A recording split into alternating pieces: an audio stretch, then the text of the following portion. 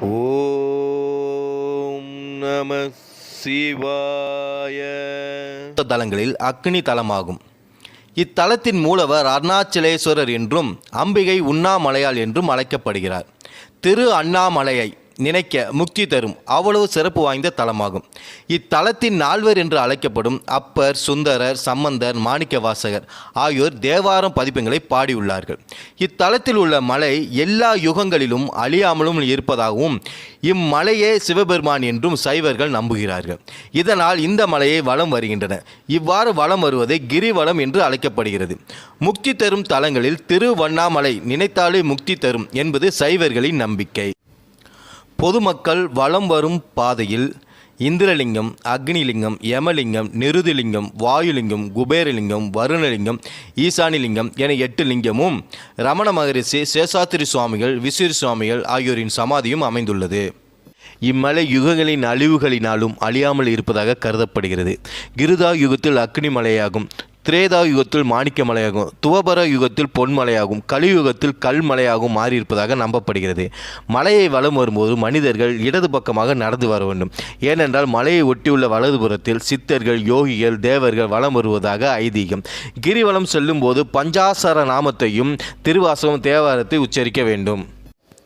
பிரம்மாவிற்கும் திருமாலுக்கும் தங்களுக்குள் யார் பெரியவர் என வாக்குவாதம் எழ இடையில் நெருப்பு பிளம்பு தோன்ற நம்மில் யார் இதன் அடியையும் முடியும் கண்டறிபவரே நம்மில் பெரியவர் என உரைத்தனர்.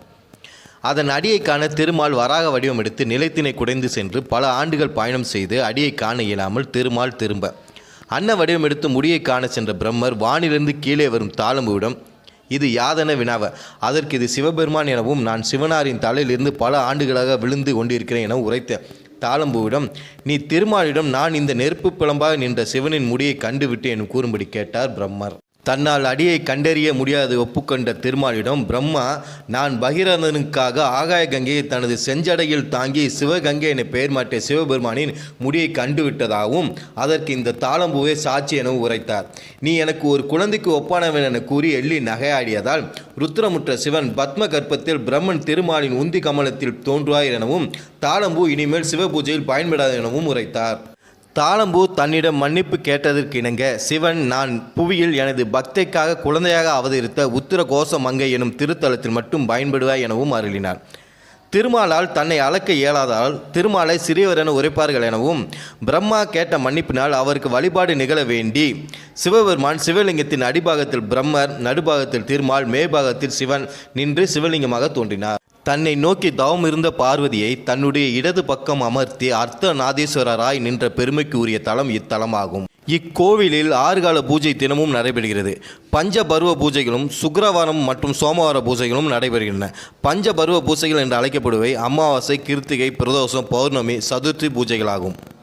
குழந்தை இல்லாதவர்கள் திருவண்ணாமலையை கிரிவலம் வந்து தங்களுக்கு குழந்தை பிறக்க அண்ணாமலையை வேண்டுகிறார்கள். அவ்வாறு குழந்தை பிறந்தால் கரும்பு தொட்டிலை இட்டு மீண்டும் கிரிவலம் வந்து வேண்டிக் கொள்கிறார்கள். இவ்வாறு கரும்பு தொட்டிலிடுவது இக்கோயிலை முக்கிய நேர்த்திக்கடன்களில் ஒன்றாகும். அண்ணாமலையார் கோவிலில் ஆண்டுதோறும் 4 பிரம்மோற்சவங்கள் நடைபெறுகின்றன.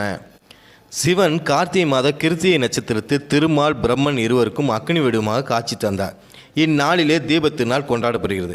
அன்று அதிகாலையில் அண்ணாமலையார் சன்னதியில் ஒரு தீபம் ஏற்றி அதன் மூலம் மேலும் 5 தீபங்கள் ஏற்றி பூஜை செய்வர்.